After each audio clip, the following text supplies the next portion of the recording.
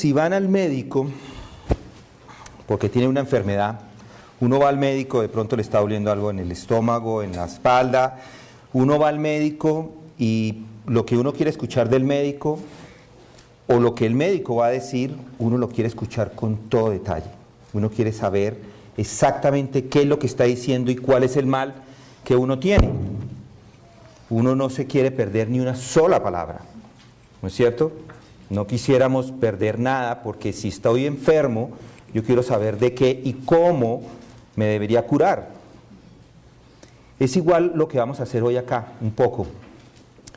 Vamos a ver algo que es muy importante, sería especial que no se perdiera ni una sola palabra de lo que vamos a hablar hoy, porque hoy el tema que vamos a tocar es el centro de todo el Sermón del Monte que hemos venido estudiando. Un hombre que se llama José María Bover escribe que aquí en estas palabras que vamos a estudiar está el tema, está la proposición. Todo sermón tiene una proposición principal. Cuando uno enseña, hay una proposición principal y esa es la que uno espera que sea escuchada, entendida y aplicada por las personas que escuchan el sermón. Jesucristo ha hecho un sermón y esta es su proposición, en estos versículos que vamos a estudiar. Bover continúa diciendo que allí está el pensamiento fundamental de todo el sermón. Su alcance, su tendencia, su orientación y su espíritu dominante. Son palabras muy importantes, son palabras críticas. Por eso hay que poner mucha atención a lo que vamos a escuchar hoy. Un poco del contexto de lo que hemos venido hablando en las últimas semanas. Si recuerdan, en Mateo 4, Jesús se va hacia el norte, él va hacia Galilea, cuando escucha que Juan había sido encarcelado, entonces él huye a Galilea, o se retira, mejor, dice en las Escrituras, se retira a Galilea, va especialmente a Capernaum, que es un lugar allí que está en el capítulo 4, versículo 13, allí nos dice que llega, y allí empieza a hacer una serie de milagros, él empieza a hacer sanaciones, él empieza a curar a las personas, y las personas se empiezan a acercar a él, los fariseos, los saduceos y toda la comunidad se acerca a ver lo que está haciendo este hombre. Miren el 4:24, dice: y extendió su fama por toda Siria y traían a todos los que estaban enfermos, afectados con diversas enfermedades y dolores, endemoniados, epilépticos y paralíticos, y él los sanaba. Si se dan cuenta, todo el mundo estaba ya pendiente de lo que estaba haciendo Jesucristo, las multitudes. Y todas esas multitudes se empiezan a reunir en este momento. Jesucristo está en su clímax de su ministerio. Todo el mundo quiere saber qué es lo que Él está haciendo y por qué Él sana a las personas. Y ahí, cuando Él ve las multitudes, miren el capítulo 5, versículo 1, Él ve las multitudes y esto es lo que incita a dar el sermón del monte. Aquí empieza su sermón. Entonces primero lo introduce y esos primeros 16 versículos que estudiamos es esa introducción del sermón. Y aquí en estos 16 versículos nos está diciendo quiénes son los ciudadanos del reino de los cielos. Estos son los que están ahí en esos versículos. Luego, después de eso, nos da unas enseñanzas en vista del reino, del capítulo 5, 17 hasta el 6, 7, 6. Esas son las enseñanzas mirando el reino y luego nos invita a entrar al reino desde el 7 hasta el 29. Eso es más o menos la estructura de todo el sermón del monte. Pero estos primeros versículos, o los versículos en los que vamos a entrar hoy, es el centro, es la proposición. Estas palabras las ha escuchado no solamente los discípulos que estaban escuchándolo a él, pero todas las multitudes. Ahí había creyentes y no creyentes, ahí había de todo. Y los no creyentes, o las multitudes todas, decían, y de estas palabras que él hablaba, en el capítulo 7, versículo 28, dice: Cuando terminó estas palabras, las multitudes, todo el mundo, creyentes y no creyentes, se admiraban de su enseñanza porque les enseñaba como uno que tiene autoridad. Era el maestro, nadie hablaba como él, nadie. Y él en estas palabras ha definido quién es un ciudadano del reino de los cielos, y para ellos, para los que estaban en ese momento, era claro, para ellos fue claro como debe ser para nosotros. ¿Quiénes son los que entran al reino de los cielos? Para los judíos, ellos estaban convencidos que entraban al reino de los cielos. Ellos habían sido circuncidados, y estaban en el templo, seguían las festividades, seguían las dietas alimenticias, y decían, nosotros la tenemos segura, entramos. No hay forma de que no nos abran la puerta en el reino de los cielos. Lo mismo sucede hoy. Lo mismo sucede hoy con las personas, creen que están entrando, pero no necesariamente están entrando. Algunos dicen, bueno, yo me bauticé, y con eso dice, yo ya estoy adentro. Algunos dicen, yo hice una oración de fe, yo hice esa oración un día, alguien me dijo que hiciera una oración, yo seguí lo que me dijo, y eso fue suficiente. Algunos visitan iglesias, entonces van a la iglesia una vez al mes, una vez cada que tienen las ganas de ir, y eso ya me está entrando al reino de los cielos. Algunos hasta sirven todos los domingos, y eso no es.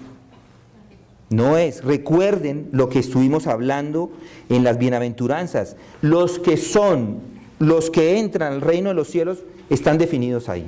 Y dice, los pobres de espíritu. Los pobres de espíritu, aquellos que han reconocido que no tienen ningún acceso al Padre por ellos mismos, que ellos se dan cuenta que están completamente en bancarrota espiritual, son los que entran al reino de los cielos, como dice ahí. Dice, los pobres de espíritus, pues de ellos es el reino de los cielos, solamente de ellos. Los que lloran, pues ellos serán consolados. Los humildes, y ahí los hemos estudiado, no los voy a repetir todos, los que tienen hambre, los misericordiosos, los de limpio corazón, los perseguidos, porque a los perseguidos son los que van a entrar al reino de los cielos, ellos y solamente ellos.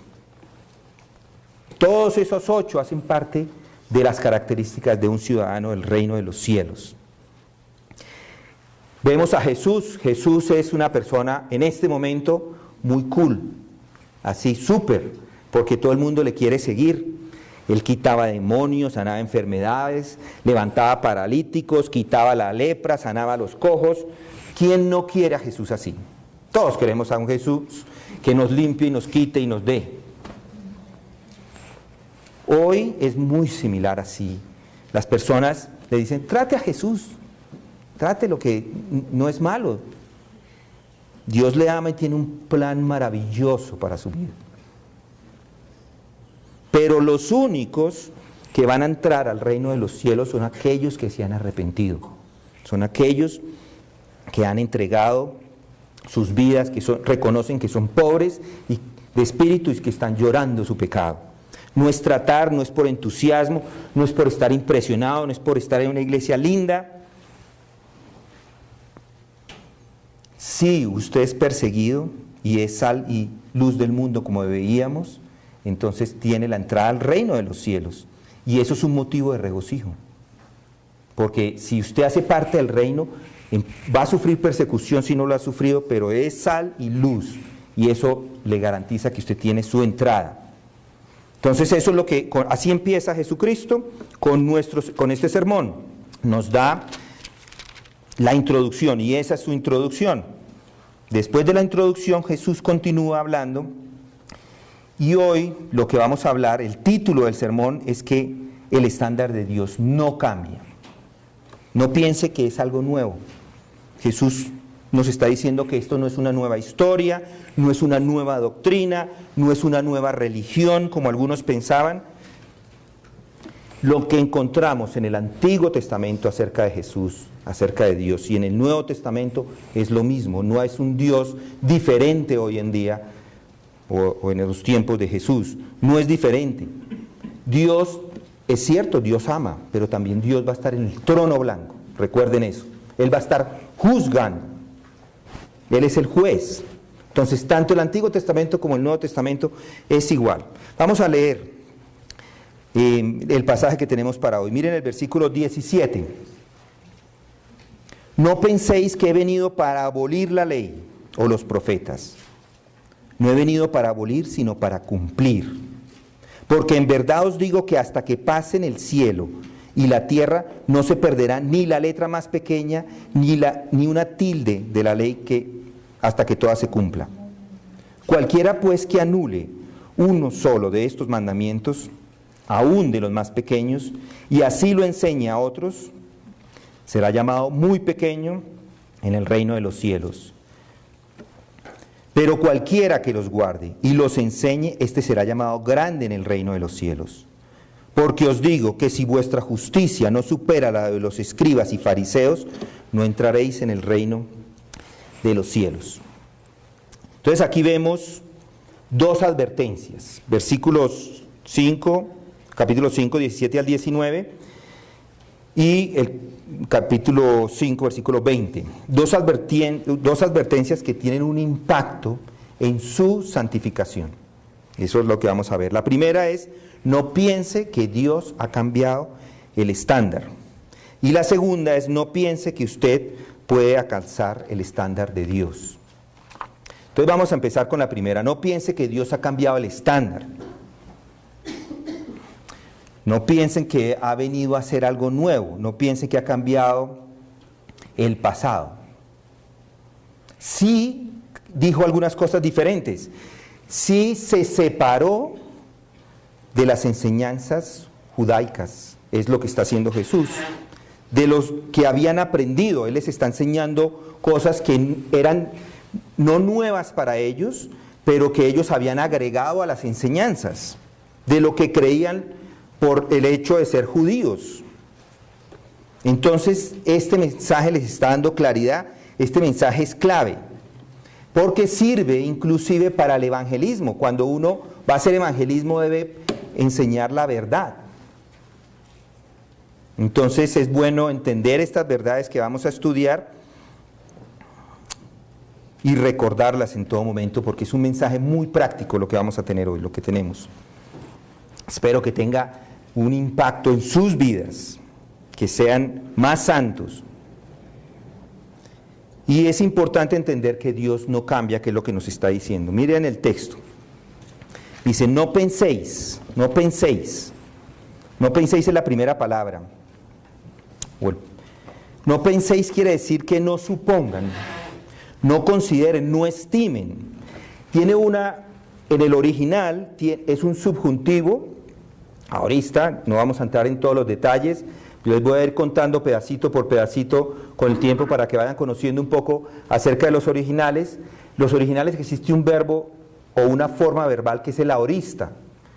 Ese aorista es puntual, es decir, es un verbo que no tenemos en español, pero es algo que sucede en un momento en el tiempo, es en un estado, no es pasado, no es futuro, es aorista, es en un momento en el tiempo que se da. Y también tiene una forma subjuntiva más un no. No penséis. ¿Eso qué quiere decir? Que no se le vaya ni siquiera a ocurrir, ni siquiera lo intenten, no lo piensen. Dice, no se les ocurra, nunca piensen que, jamás lo piensen. Y está prohibiéndolo desde el principio. Ni siquiera lo consideren, esa es la idea de este verbo.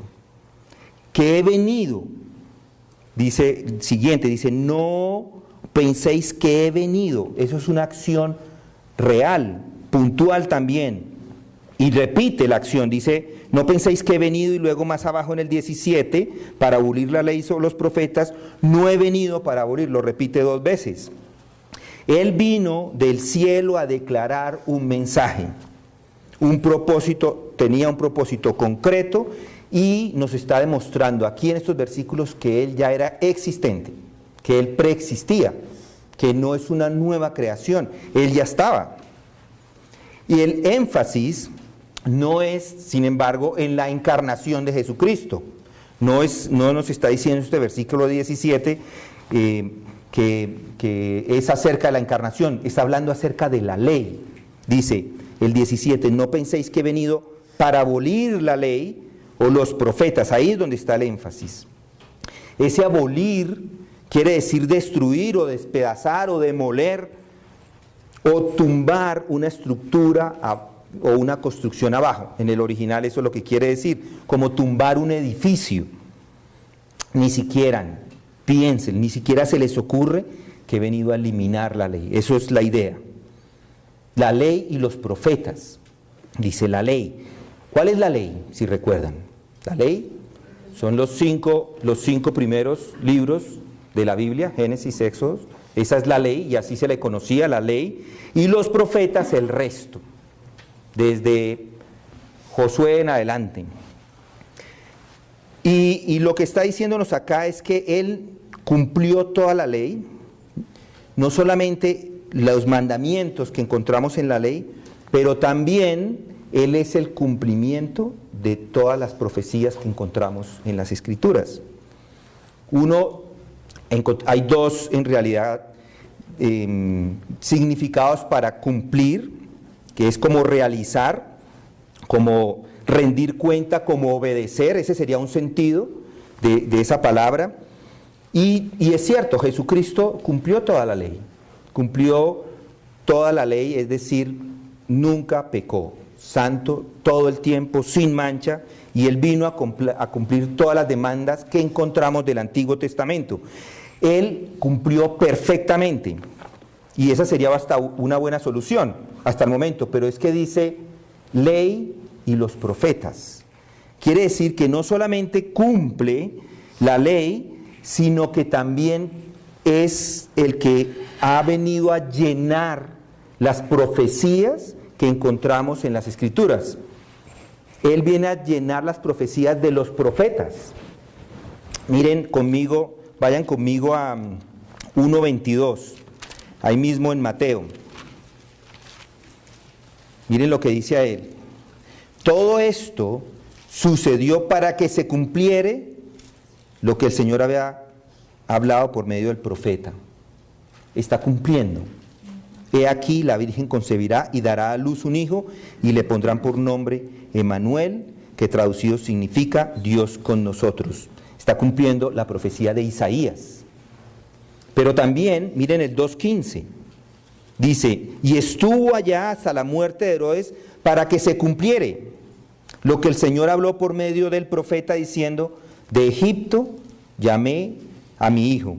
Y si ven ahí, está cumpliendo la profecía de Oseas 11:1 del profeta. Luego miren el 2:17. Entonces se cumplió lo que fue dicho por medio del profeta Jeremías, cuando dijo, se oyó una voz en Rama, llanto y gran lamentación, Raquel que llora a sus hijos y que no quiso ser consolada porque ya no existen. Otra vez, está cumpliendo la profecía de Jeremías. Y miren el 4:14. Pero él, respondiendo, dijo, escrito está, no solo de pan vivirá el hombre, sino de toda palabra que sale de la boca de Dios. Y otra vez está cumpliendo 8:3.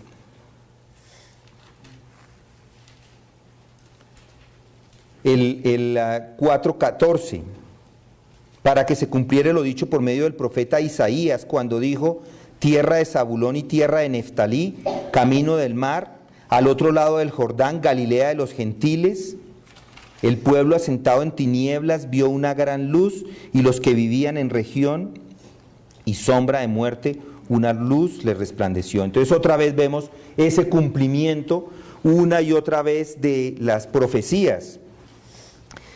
Uno puede leer Isaías, si ustedes quieren toman el libro de Isaías y lo pueden leer, pero es difícil a veces entenderlo, todo lo que encontramos ahí.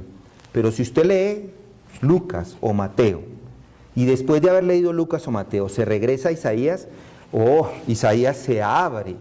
Uno dice, pero ¿cómo no había visto todo esto? Pues claro, porque está viendo las profecías cumplidas del profeta Isaías en Mateo y en Lucas, o más en los otros evangelios. Entonces no piensen que ha venido a traer un nuevo mensaje. Él vino acá para cumplir. A veces las personas, Jesucristo es un poco ofensivo con lo que dice, entonces la gente quiere cambiar el estándar. Dice, no, yo creo que ese pecado no es tan pecado, porque ya no, yo quiero cambiar un poquito el estándar, y él dice, no, el estándar sigue siendo el mismo. El estándar es perfección. Sigue siendo lo mismo. Y mire lo que la advertencia ahí en el 18 dice, 5:18. Dice porque, esta es como una explicación de lo que quiere decir, o de lo que está diciendo él, que no ha venido para abolir. Dice porque nos está dando la explicación de lo que está diciendo. Dice porque en verdad os digo, no vino a abrogar, dice en verdad, y de cierto, dice en la Reina Valera, de cierto. Esa palabra en el griego es amén. Es la misma palabra en el hebreo, amén. Es la palabra que ustedes conocen cuando dan una oración, al final de la oración dicen amén. Pues no es una muletilla que uno deba poner al final de cada oración, en realidad la palabra amén quiere decir que en verdad, absolutamente yo afirmo eso. Eso es lo que está diciendo. Yo estoy de acuerdo con usted, o yo estoy de acuerdo con lo que acabo de decir. Hay congregaciones en Colombia que cuando el pastor está hablando, las personas dicen amén. Si están de acuerdo, está bien decir amén. Yo estoy de acuerdo. Amén, no está mal. Si yo lo digo simplemente por desorden, entonces no. Si simplemente lo digo porque efusivo, no. La idea es estar de acuerdo con lo que se está diciendo, no como una muletilla, porque le parece chévere todo el mundo diciendo amén. No, si en realidad está de acuerdo puede decir amén. Pero noten lo que está haciendo Jesucristo acá. Dice, porque en verdad, porque amén, empieza con decir de cierto. Esto que voy a decir es cierto. Él no lo deja para el final, Él lo pone al principio. Dice, desde el principio, desde el comienzo, esto es verdad. Y luego vemos cómo al final todo el mundo reconoció que eso era verdad. En 7:28 dice, todos lo reconocieron, Él habla con autoridad. Y dice, ahí, porque en verdad os digo que hasta que pasen el cielo y la tierra, es decir, hasta el fin, cuando se acabe todo, cuando esta época se acabe. En este momento vivimos la época de la iglesia. La iglesia ha comenzado desde Jesucristo vino y ha iniciado la época de la iglesia. Va a llegar un momento en que esta época se termina y ya no es más. Eso lo encontramos en Apocalipsis 20 y 21. En Apocalipsis 20 vemos el fin, el 21, la nueva tierra y los nuevos cielos. Entonces hay una época que se va a terminar y cuando todo se termine, la palabra todavía sigue. Dice hasta el fin de los tiempos, hasta el final. Y algunos dirían, bueno, hay partes de las escrituras que son difíciles, por ejemplo, de entender, y si al final se va a dar. Piensen en Ezequiel 42 al 48. Ezequiel 42 al 48 habla de los sacrificios. Otra vez hay sacrificios en el milenio. Una vez que Dios ha juzgado todo, los sacrificios vuelven y se instauran. Y uno diría, bueno, esto, los amilenialistas, algunos dicen, bueno, esto no sé, esto no concuerda, entonces ellos hacen ahí una jugada quitando porciones de la escritura de esto. Y los sacrificios se van a dar en el milenio, y yo tengo la razón por qué. Porque unos dirían, bueno, ya no se necesitan sacrificios si ya Jesucristo murió, ¿cierto? Si están de acuerdo, ya no habría más sacrificios, ya no necesitamos más sacrificios, dice Hebreos. Pero ¿por qué los sacrificios ahí? Porque las personas no van a morir durante el milenio. Ahora, el que muera de 100 años va a morir como viejito, como niño, dice, no como viejito, como niño. Las personas van a vivir cientos de años, van a pasar todo el milenio sin morir.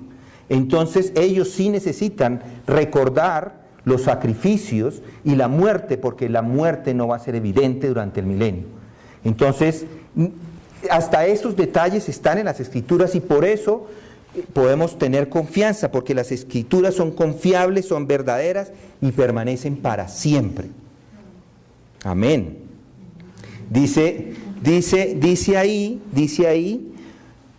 en el 18, hasta que pasen el cielo y la tierra no se perderá ni la letra más pequeña, ni una tilde de la ley hasta que toda se cumpla.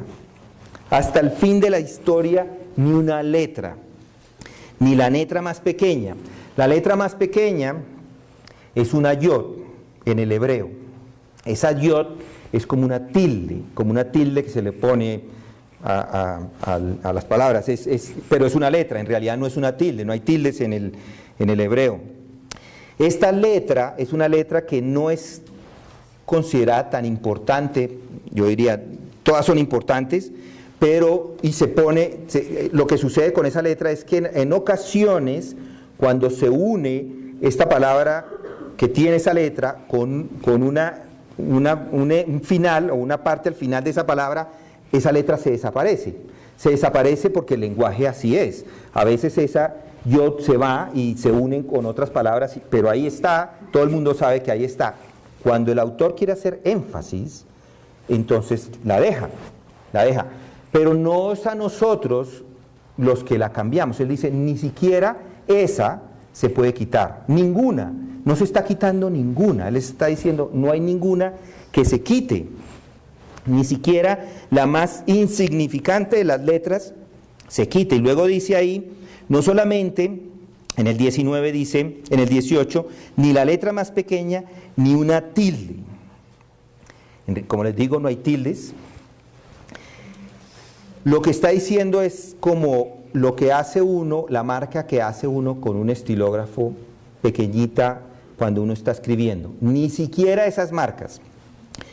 En el hebreo, por ejemplo, hay dos letras. Hoy estamos hablando mucho de griego y hebreo, pero en el hebreo hay dos letras. Quiero contarles. Hay una letra que se llama la Beit, que es como una C mirando para el otro lado. Y hay una letra que se llama la Kaf, que es como una C más redondita. Son casi iguales. Una es un poco, el palito de acá es un poco más recto y esta es un poco más redondita. Es esa la diferencia, es insignificante casi. El Dalet y el Resh es lo mismo. El Resh es como un 7 y el Dalet un poquito más largo, ese 7. Es casi insignificante. Si lo pusiéramos a lo que somos nosotros, a nuestro lenguaje, piensen en una R. Piensen en la R. ¿Qué hacen con la R si la aumentan un pedacito? La vuelven una N. O la N, si le aumentan otro pedacito, la vuelven una M. A una P mayúscula, si le ponen un palito, la vuelven una R mayúscula, ¿no? Es esa la idea, que ni siquiera esos cambios, ni siquiera esos detalles, nada va a cambiar y usted tampoco la va a cambiar. No debe cambiarla hasta que todo se cumpla. Dice hasta el futuro, hasta el fin de los tiempos. Entonces yo les diría a mis hermanos que los pastores deben tener o tomar más seriedad en estas palabras que estamos encontrando acá. Deben ser más serios porque son las palabras de Cristo. Nada debe cambiar y es enfático. Ese es el carácter permanente de la palabra. No necesitan ir allí, pero yo lo tengo aquí marcado en mi Biblia. Pero en Salmo 119, versículo 89 dice, para siempre, oh Señor, tu palabra está firme en los cielos. Es para siempre, para siempre. El estándar no ha cambiado, sigue siendo la misma palabra. Y miren el versículo 19, volviendo en Mateo 19, que este versículo también es muy importante. Dice, cualquiera, pues que anule uno solo de estos mandamientos, aún de los más pequeños, y así lo enseñe a otros, será llamado muy pequeño en el reino de los cielos. Pero cualquiera que los guarde y los enseñe, éste será llamado grande en el reino de los cielos. Muy pequeño, será llamado insignificante. Es decir, que cualquiera que enseñe una mentirita chiquita, así sea.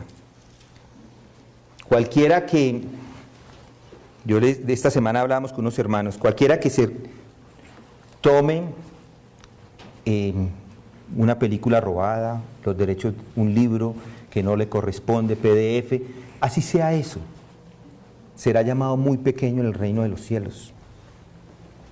Es importante cuando estamos haciendo discípulos, contarles y ser claros que los mandamientos son claros, son precisos, nos está dando la claridad ahí. Y dice, si usted hace esto, si usted está enseñando a otros a que hay unos mandamientos que no son válidos, será llamado muy pequeño en el reino de los cielos. Quiere decir que hay una recompensa, pero para usted va a ser una recompensa muy pequeña. Pero el que guarde y enseñe, dice ahí, y miren el orden, primero guarde. Lo primero que le está pidiendo es guarde. El primero que los mantenga, guarde y luego los enseñe. El que los guarde y los enseñe, ese será llamado grande. Y los enseña, a veces muchas personas quieren ser maestros, pero la Escritura también es clara, dice, no os hagáis muchos de vosotros maestros, porque para ustedes el juicio es más grande. Por eso es importante enseñar las cosas correctamente. Cuando estaba enseñando cuando vivíamos fuera y yo llevaba 10 años enseñando un estudio bíblico y el corazón empezó a convencerme de que no podía seguir haciéndolo sin prepararme. Y eso fue lo que me animó a mudarme a otro lugar y a recibir capacitación porque me di cuenta que no podía seguir diciéndome, había dicho mentiras que no quería seguir haciendo. Por eso, y fui para allá. Y yo se los digo, mis hermanos, si usted se enfrenta a la Biblia, si usted la toma, interprétela correctamente. Cuando le va a hablar, cuando va a enseñar, enséñela correctamente, aplíquela correctamente, busque la verdad, porque la Biblia tiene autoridad. Pero primero, obedezca, es lo que nos está diciendo, obedezca, guarde, y si se ha cometido algún pecado, pues arrepiéntase rápidamente. Arrepiéntase completamente y coja el camino de la justicia. Declare exactamente lo que dice Dios, no otra cosa, no se invente las doctrinas. Porque grande, dice ahí, versículo 19, será llamado grande en el reino de los cielos. Entonces ser santos importa. Buscar la santidad sí importa. Es cierto, somos salvos, Dios cubrió todos los pecados, pero buscar una vida santa sí importa, porque va a ser llamado grande, va a haber una recompensa. No piense que Él vino solamente a abolir los pecados y ya está, sí, pero hay una recompensa en el reino de los cielos, hay consecuencias eternas, hay un impacto en su futuro. No hay leyes como en la Coca-Cola Light o leyes de dieta, no hay leyes de dieta, todas son las mismas, todas. Y no piense que ese estándar ha cambiado, el estándar sigue el mismo y ni usted ni yo lo podemos cambiar, el estándar es ese. Entonces cuando se encuentre con líderes, con iglesias, inclusive con pastoras hoy en día, y dicen, no, es que esto ya no es relevante, ya ha cambiado las escrituras, ahora las mujeres pueden enseñar porque esto ya no es tan cierto. No es así. A veces en los matrimonios dicen, no, es que ya los matrimonios pueden funcionar de otra forma diferente, o inclusive lo que ustedes han visto hoy como el homosexualismo ya no es ni pecado. A veces piensan las personas que la sociedad ha evolucionado y que por eso ya no debemos hacerle caso a los mandamientos, pero déjenme decirle que la sociedad puede decir lo que quiera, pero el estándar no cambia, el estándar es el mismo.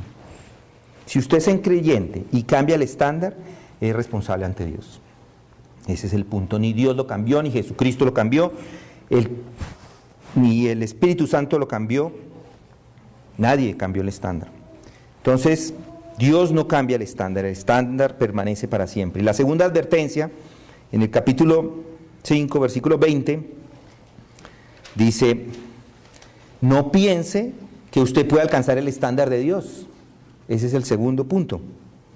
Porque os digo que si vuestra justicia no supera la de los escribas y fariseos, no entraréis en el reino de los cielos. El estándar es perfección. Digo, si no supera.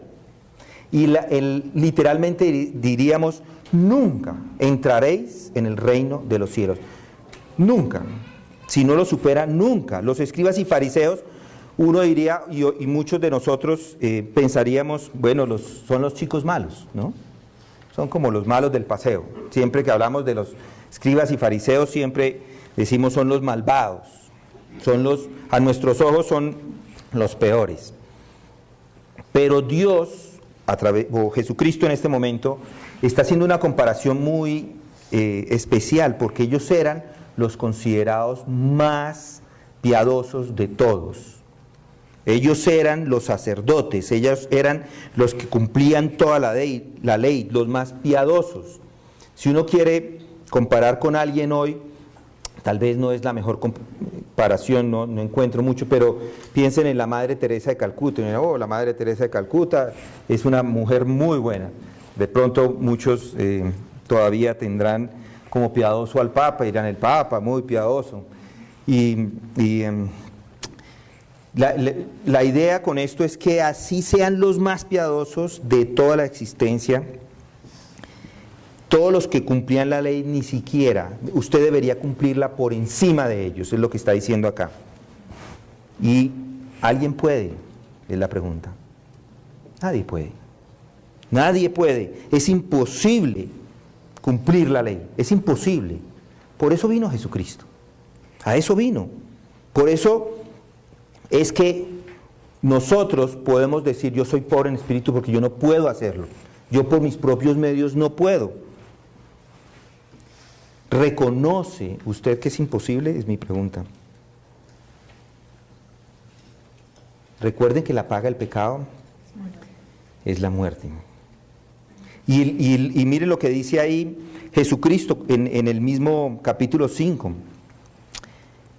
La vara es muy alta, dice, habéis oído que se dijo a los antepasados, no matarás, y cualquiera que cometa homicidio será culpable ante la corte, versículo 21.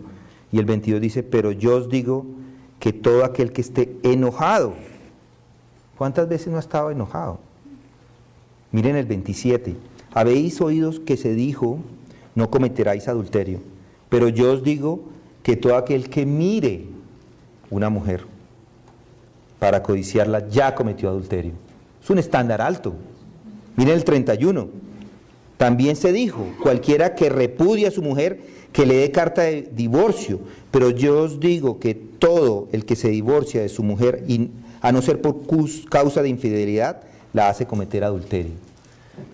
Miren el 33.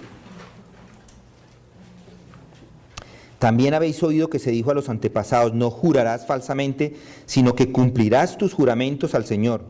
Pero yo os digo, no juréis de ninguna manera, ni por el cielo, porque es el trono de Dios.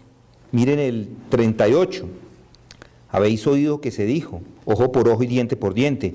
Pero yo os digo, no resistáis al que es malo, antes bien a cualquiera que te abofetee en la mejilla derecha, vuélvele también la otra. Los estándares son muy altos. Miren el 43. Habéis oído que se dijo, amarás a tu prójimo y odiarás a tu enemigo. Y vean lo difícil que es, pero yo os digo, amar a vuestros enemigos y orad por los que os persiguen. Qué difícil es eso. Mire el 48. Por tanto, sed vosotros perfectos como vuestro Padre Celestial es perfecto. Esa es la vara. Es perfección, es lo que se quiere. Pero usted piensa que puede hacerlo por sus propios medios, está equivocado.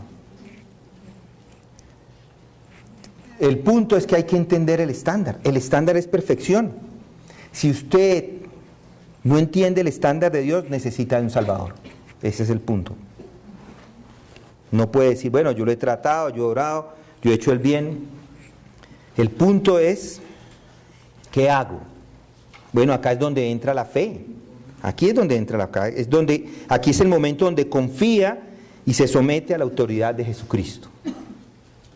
Él le da un corazón nuevo, Él le da un nuevo deseo, algo que no puede hacer por sí mismo. Él lo hace uno de los suyos. ¿Recuerdan a Nicodemos? Él llama y lo hace nuevo, no un nuevo creyente, y él pregunta por esto, y él le dice, cambia todo, es un nuevo nacimiento. Todo lo malo ha pasado, es una nueva persona. Si esa persona ha pecado, pues rápidamente se arrepiente. Ese es el punto. Entonces, analicen sus palabras, analicen sus obras, sus actividades, sus intereses. Si no, es tiempo de reconocer que los estándares de Dios no cambian. A veces en los matrimonios queremos hacerlo a nuestra manera, pero el estándar de Dios no cambia, es lo mismo. Hay que revisar lo que dice la Escritura acerca de cómo debe llevarse un matrimonio. Al mismo tiempo,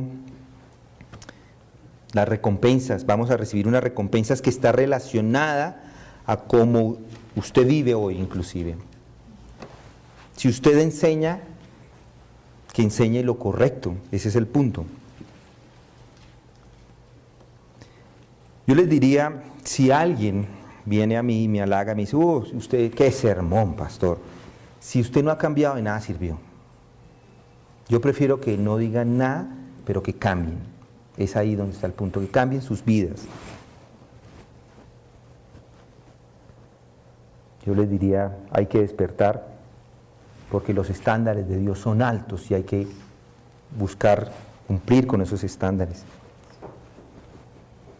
Hay un hombre que escribió estas palabras: no es por méritos humanos, ni por religión, ni por sacramento, ni por liturgia, ni por ofrendas, ni trasfondo familiar de la persona, es única y exclusivamente mediante la fe en la persona y la obra de Jesucristo que nuestros pecados son perdonados y podemos tener acceso al Mesías.